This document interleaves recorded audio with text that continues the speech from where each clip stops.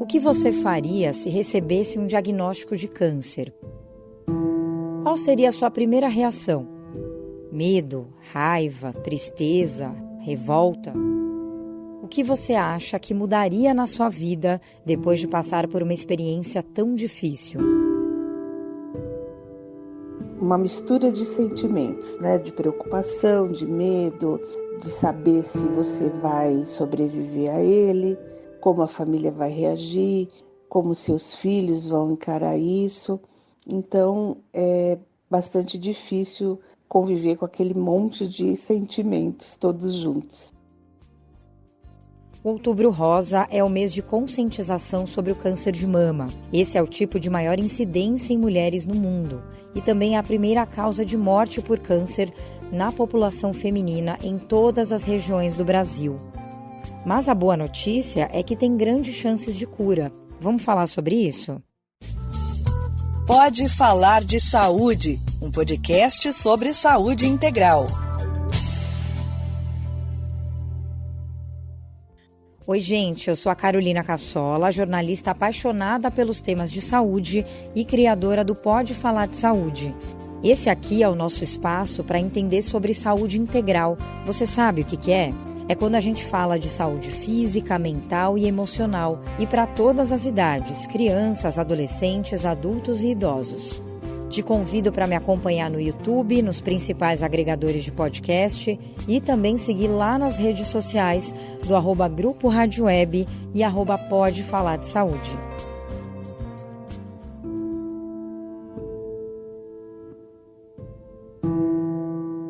Elizabeth Cerda, de 61 anos, sempre fez seu check-up anual de saúde, incluindo a mamografia. O autoexame das mamas também sempre fez parte da rotina de autocuidado, mas um dia, a notícia que ninguém quer ouvir, infelizmente chegou. Estava tudo bem quando, em outubro de 2017, a mamografia revelou um tumor atrás do músculo da mama direita.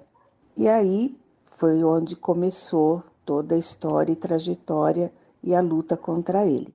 Uma mistura de sentimentos, né? De preocupação, de medo, de saber se você vai sobreviver a ele, como a família vai reagir, como seus filhos vão encarar isso. Então, é bastante difícil conviver com aquele monte de sentimentos todos juntos. O tumor da Beth era grande, de 6 centímetros e agressivo. Tinha que correr contra o tempo. O tratamento começou logo depois do diagnóstico.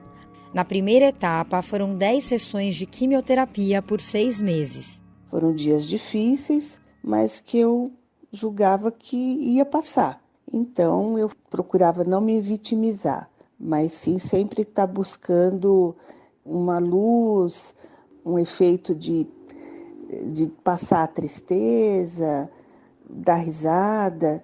Isso minha família me ajudou muito. Durante esse processo, a mudança é inevitável na aparência e mexe com a autoestima da mulher com câncer. Mas a Beth usou alguns recursos e, acima de tudo, aprendeu a se acolher. Você fica chateada de se olhar no espelho e se ver sem cabelo.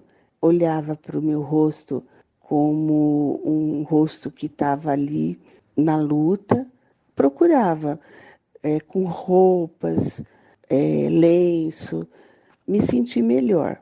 A maquiagem me ajudava, principalmente das sobrancelhas. Assim que se recuperava da sessão de químio, Beth retornava ao trabalho, interagia com os colegas, fazia tudo para se sentir bem. A próxima etapa foi a tão esperada cirurgia, quando precisou retirar toda a mama direita. Mesmo tendo perdido a mama toda, foi conseguido retirar todo o tumor e aquilo representou um alívio, né? Porque era como se ele não tivesse mais ali. O risco ainda eu sabia que existiria, né? De ter que conviver com uma possível volta, mas foi um alívio. O atendimento psicológico oferecido pelo hospital foi muito importante para encarar esse momento depois da cirurgia, sem uma das mamas. Beth chegou a colocar o expansor para reconstrução mamária, mas como estava com baixa imunidade, ela teve uma infecção persistente e precisou tirá-lo 15 dias depois. Foi bem frustrante porque eu não tinha como escolher, eu tinha que fazer daquela maneira, então eu fiquei bem chateada naquele momento, mas eu estava mais preocupada em salvar minha vida. Então, estar com a mama ou não me abateu profundamente. A batalha continuou e pela frente ela teve mais 20 sessões de radioterapia. O tratamento da Beth foi todo pelo convênio na capital paulista onde ela mora. No dia 29 de julho de 2023, 6 anos depois do diagnóstico, comemorou mais uma vitória. O meu oncologista me deu alta para que eu pudesse tirar o porte ACAT, que é um catéter endovenoso, né, pelo qual eu recebia a quimioterapia, que não era mais necessário. Então, assim, determinando em que a minha batalha estava vencida contra o câncer, embora eu vou continuar fazendo acompanhamento por questões de prevenção para não correr risco. É um medo que normalmente quem tem câncer sempre vai ter, de não abandonar o oncologista. Eu acho que eu vou a vida inteira querer estar passando lá, pelo menos uma vez por ano. Agora, com a saúde mais recuperada e depois da pandemia, ela espera ansiosa para colocar o expansor ainda esse ano. As coisas te tocam de maneira diferente. Porque você está doente? Não, não é só por isso. É porque você começa a ver a vida de outra forma.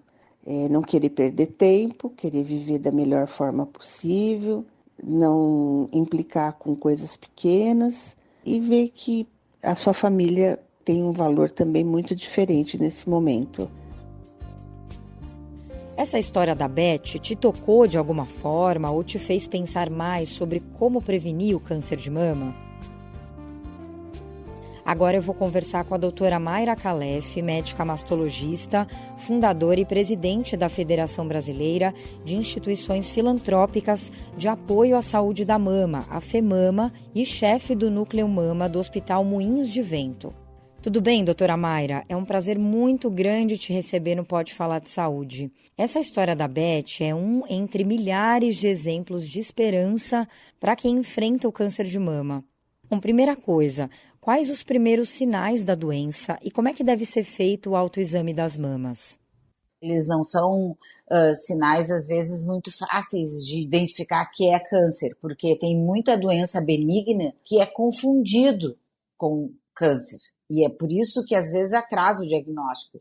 Um exemplo bem claro, um nódulo de mama, um caroço na mama, que pode ser desde um cisto super tranquilo, faz parte da vida das mulheres, ter uma bolinha de água de vez em quando no tecido mamário, ou esse caroço que ela palpa pode significar um câncer de mama. Então, às vezes não é fácil para a própria paciente saber que é um sinal de câncer. Mas como a maioria dos cânceres se apresentam por caroços na mama, ou um caroço na mama, a gente tem que sempre checar com o médico. O outro que confunde também são, às vezes, inversões do mamilo, do bico do seio. Muita gente tem isso e não quer dizer câncer. Vai acontecendo muitas vezes com a idade, ou algumas mulheres já, quando fazem as suas mamas, já são bicos mais invertidos.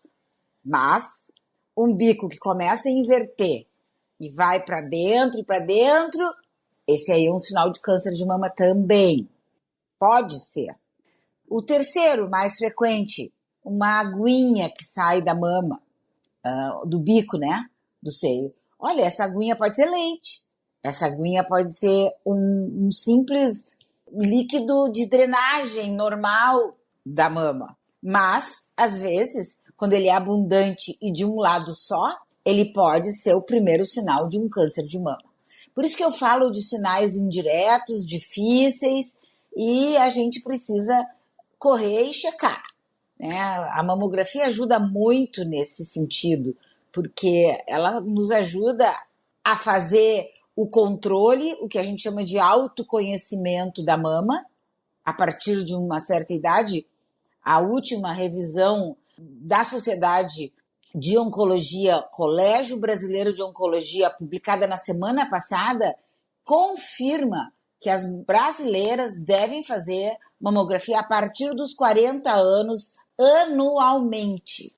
Então, não tem dúvida. A recomendação do Ministério da Saúde é acima dos 50 até os 69, quando tem mais impacto realmente. Mas não quer dizer que não vale a pena fazer a partir dos 40 anualmente, e esses são os últimos resultados de um estudo enorme feito pelo Colégio Brasileiro de Radiologia, apoiado por várias outras sociedades médicas. Não é assim, qual a técnica de autoexame? Não existe. É a mulher conhecer a sua mama e fazer palpações. Geralmente a gente pede para que faça com esses 3 dedos do meio, né?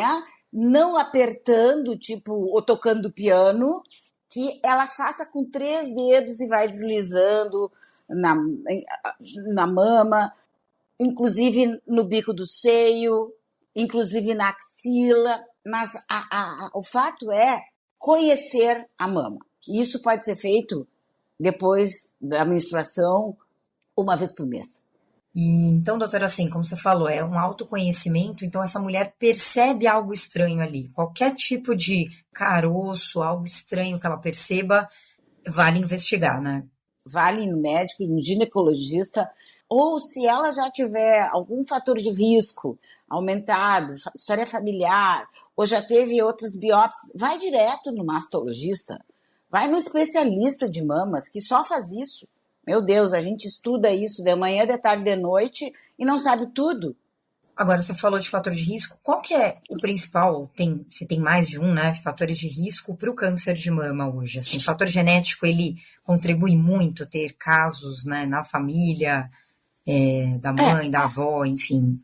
Às vezes as pessoas se preocupam tanto com história familiar. Claro que história familiar é importante, mas são histórias familiares muito assim, fortes, tipo mãe, irmãs, câncer de mama em homem, que existe, né? Câncer de mama em homem, a gente sempre esquece os homens aí nessa história, é mais raro, mas existe. Daí elas querem tirar as mamas, porque elas querem se livrar de uma história familiar que às vezes nem tem importância. Mas eu tô aqui discutindo contigo, Carolina, é que, assim, o maior fator de risco é a obesidade. E junto com a obesidade é o sedentarismo, o abuso de bebidas alcoólicas, falta de uma rotina saudável. Então, esses, por incrível que pareça, são os maiores fatores de risco, apesar de que isso talvez as pessoas não se deem conta. Elas estão super preocupadas em fazer coisas, às vezes mirabolantes, que não estão comprovadas. E a obesidade, sedentarismo, abuso de hormônios em faixas etárias que já não deviam mais estar usando e por muito tempo. Esses são fatores de risco para câncer de mama que a gente já tem confirmação. Então, acho que é importante a gente, às vezes, por exemplo, o cigarro, o tabagismo é um fator de risco para todos os tipos de câncer. Ele tem o poder de influir e fazer mutações em genes que nos protegem de câncer. E o tabagismo desliga esses mecanismos. Então, assim, acho que são coisas do dia a dia que a gente tem que repensar. Claro. E isso né, esses fatores também estão ligados a muitas outras doenças. Então, são fatores preveníveis até, né, doutora? Então, se a gente consegue mudar esse estilo de vida, já reduz bastante aí esse risco, né? Agora, eu queria te perguntar, com a pandemia, né, muita gente adiou, deixou de fazer exames, né, a gente viu esse movimento por medo mesmo de contrair Covid, enfim, né, deixou de fazer aquela rotina de check-up, né, e isso já se percebe, esse impacto da pandemia, né, no atraso do diagnóstico no caso do câncer de mama? É muito visível. Primeiro que a gente nota assim que a procura agora, ela é meio que às vezes assim até desesperada. Faz 3 anos que eu não fiz, a pandemia me pegou em cheio, eu ia fazer e acabei não fazendo. O que eu faço agora? Então, os tumores que antes estavam sendo controlados por detecção precoce, pelo hábito de rastreio, pararam de ser. Outras coisas começaram a interferir e a atrapalhar a cabeça das pacientes, né?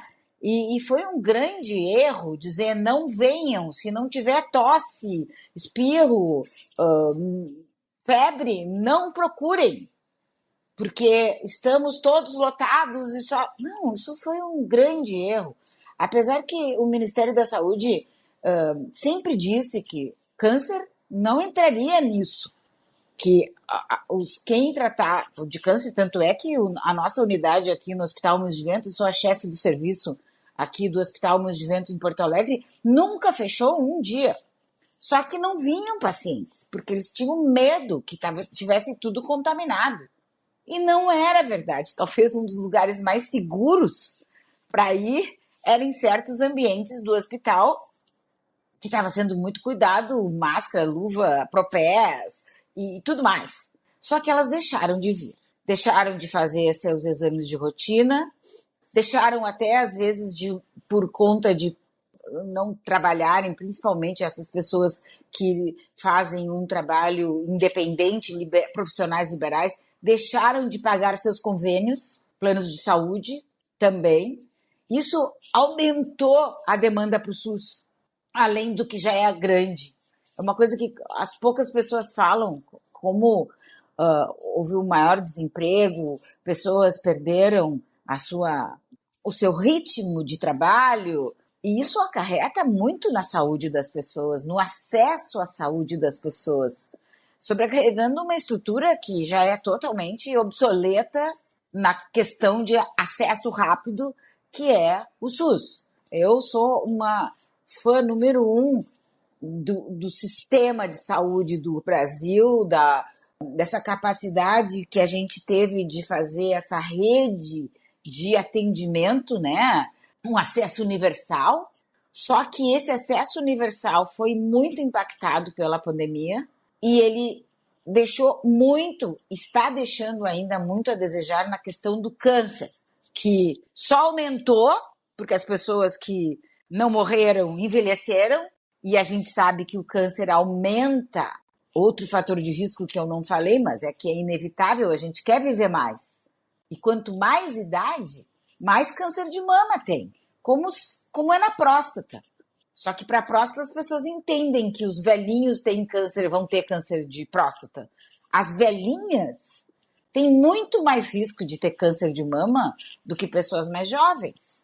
Então, foram essas exatamente que a informação dizia, não venham, fiquem em casa. As velhinhas não podem sair de casa.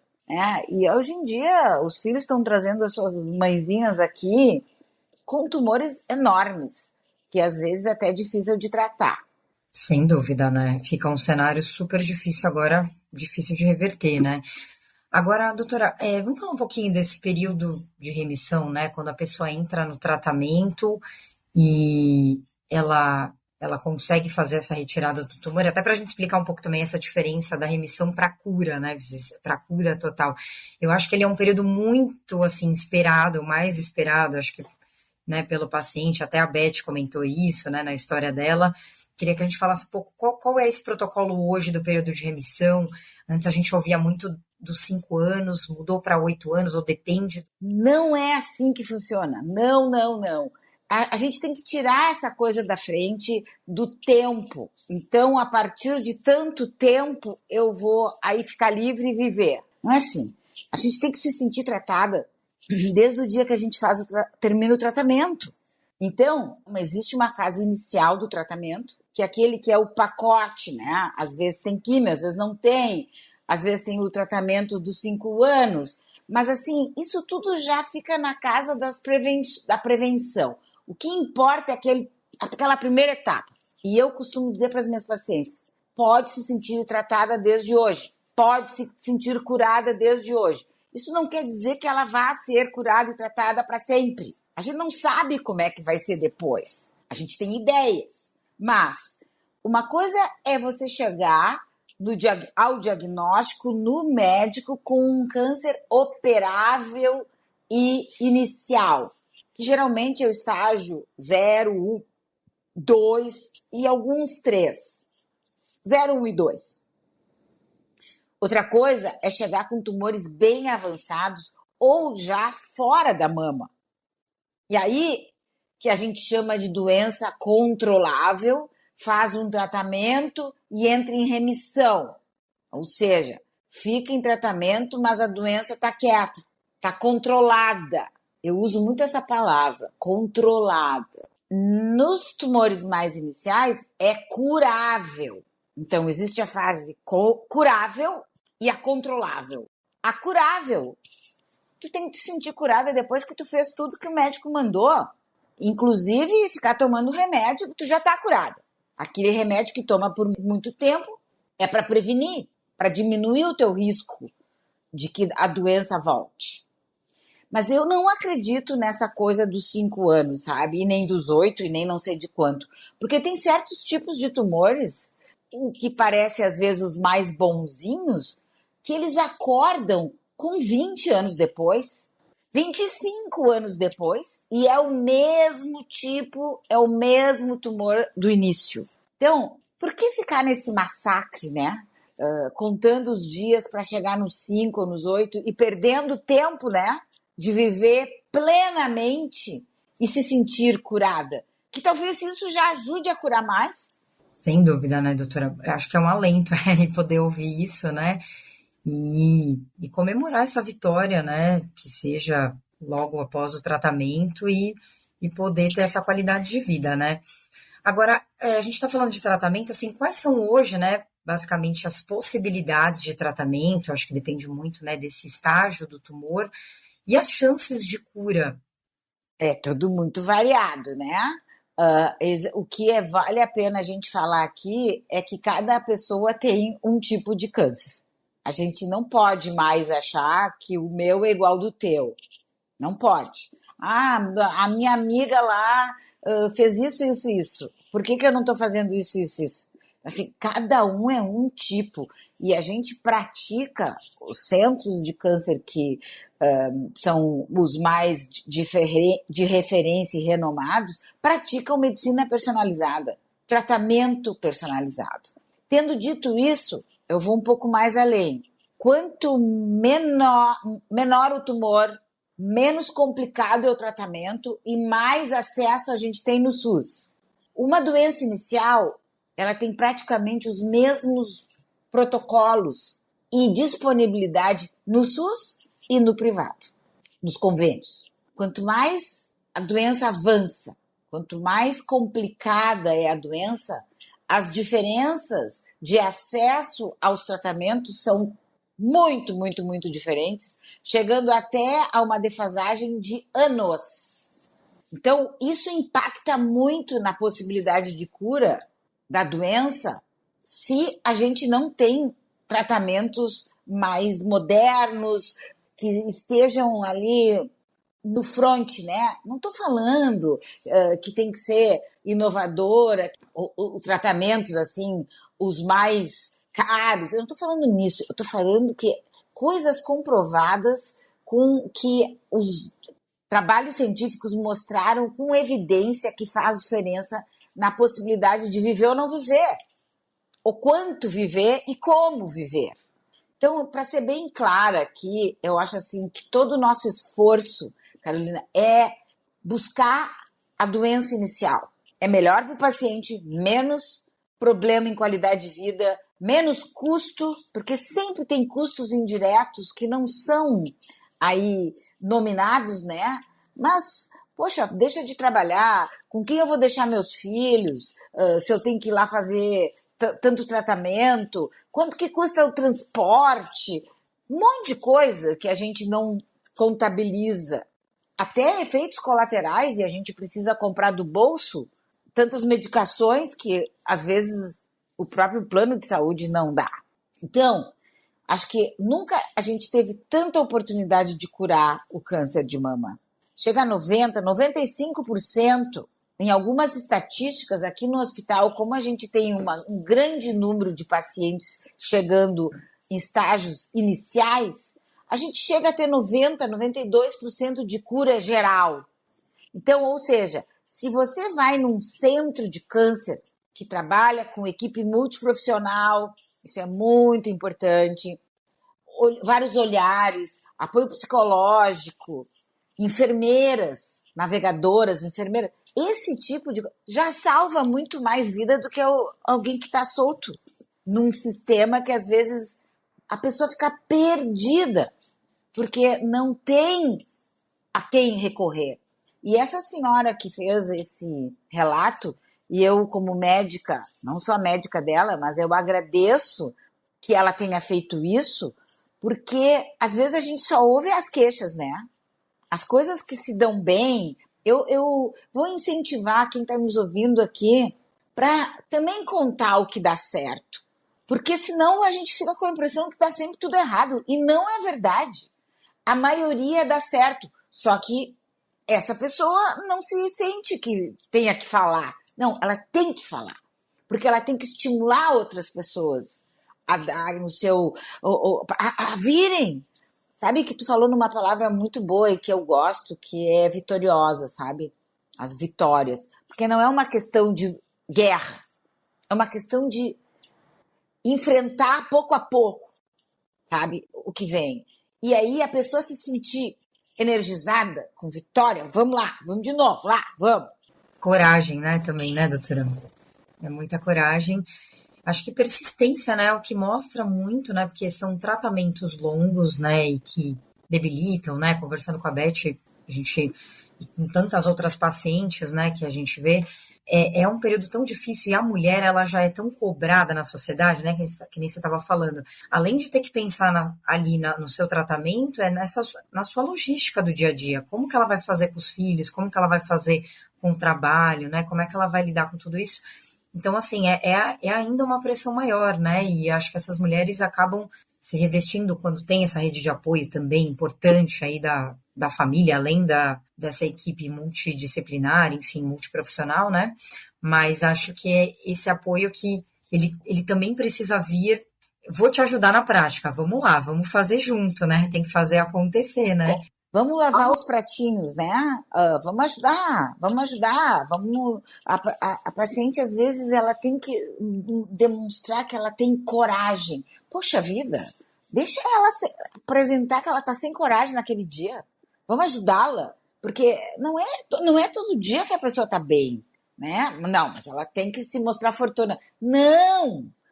Você aí que está nos ouvindo, se mostre fraca mesmo. Vamos lá, eu quero ajuda. Você pode pedir ajuda. E uma coisa, falando em ajuda, que eu queria trazer aqui para a nossa discussão, é o tanto que os grupos de apoio ajudam. Grupos de apoio organizados, que hoje em dia, só dentro da FEMAMA, nós somos mais de 70 organizações, mas existem tantas que estão ali perto na sua cidade, no seu meio. É importante a gente falar com os nossos pares, com quem entende a gente, né? E às vezes nem todo mundo tem acesso a profissionais na área de apoio psicológico, que seria importante, mas mesmo assim, grupos de apoio organizados, que são pessoas tentando buscar soluções, não só para elas, às vezes a força que elas têm em buscar até para todos, porque a gente sabe que está difícil. Por isso que a FEMAMA é um desses lugares nas suas ONGs, grande maioria dos estados brasileiros, que são pessoas que estão ali para pegar junto, para tentar fazer com que essa doença cada vez mate menos, porque a morte pode ser prevenida. O grande ideal e no DNA da FEMAMA, né, juntamos essas ONGs todas dentro de uma federação, apoiadas até por grupos internacionais, como a União Internacional de Controle de Câncer, por exemplo, que faz toda um projeto, como é que vai ser o câncer em 2030, e a gente segue a linha, fazer com que isso aí no Brasil esteja na agenda, porque Não pode nunca sair da agenda, nem quando tiver Covid. Essa é a questão. E a agenda tem que ser municipal, estadual, federal. Ela é um dever de todos e todo mundo pode ter câncer. Então, ela tem que ser uma questão de todos. Sim, e essas redes de apoio que nem você coloca, doutora, como a própria FEMAMA, é o que ajuda muito nessa construção das políticas públicas, né? Que a gente precisa aprimorar, como você falou, já teve muitos avanços nos tratamentos, inclusive no SUS, que é referência, e assim, acho que é um trabalho de toda a sociedade mesmo, né? Pra gente deixar esse recado final aí positivo também, né? Coisas como a Lei dos 60 Dias, que foi um grande feito em 2012, ela foi aprovada, demorou muito para sair do papel, saiu do papel. Hoje em dia ela está sendo monitorada pelo INCA como um indicador de performance daquele hospital. Foi muito abatida pelo Covid no SUS, né? Porque a Lei dos 60 Dias diz o quê? Lei federal, que todo o paciente com o diagnóstico na mão de qualquer tipo de câncer tem no máximo 60 dias para ter o primeiro tratamento. Olha a importância disso. Esse trabalho, sabe, foi reconhecido e hoje em dia ele é uma das metas da Organização Mundial da Saúde para câncer de mama. Se a gente deixar que do diagnóstico até o primeiro tratamento fique em 60 dias e que hoje em dia tem menos da metade das pacientes que estão conseguindo isso, então a lei está lá, procura ajuda. Eu não quero que nada, eu sou contra a judicialização, mas eu sou a favor de buscar ajuda, que pode ser até uma defensoria pública. Olha, estou aqui com isso aqui na mão, já estou há mais de um mês dos 60 dias e nada acontece. Precisa fazer valer o seu direito, né? Como paciente, como cidadão, né, doutora? Realmente. É isso mesmo, mas tem cura, tem saída, às vezes não tem cura, mas tem controle. Às vezes tem que pedir ajuda, toda forma que for possível. Acho que a gente pode botar os chinelinhos da humildade às vezes e dizer, tá, eu não consigo fazer tudo. Eu vou pedir ajuda aqui. Dividam isso com pessoas que vocês amam, porque também vocês vão dar uma oportunidade para elas te ajudarem. Muito legal, doutora. Bom, eu conversei com a doutora Mayra Khalef, que é médica mastologista, fundadora e presidente da FEMAMA e chefe do Núcleo Mama do Hospital Moinhos de Vento, em Porto Alegre. Doutora Mayra, muito obrigada por essa conversa aí tão importante, né? E acho que reconfortante também, né, para muitas pacientes aí que precisavam, acho que ouvir tudo isso. Obrigada. O Pode Falar de Saúde tem apresentação, roteiro e produção minha, Carolina Cassola. Edição de áudio, Marcelo Bonora. Supervisão, Daniel Fagundes. Você pode acompanhar esse podcast pelo YouTube e nos principais agregadores. Segue também lá nas redes sociais, @Pode Falar de Saúde e @Grupo Rádio Web. Se você gostou, dá um like e compartilhe esse conteúdo. Até o próximo episódio. Pode Falar de Saúde, um podcast sobre saúde integral.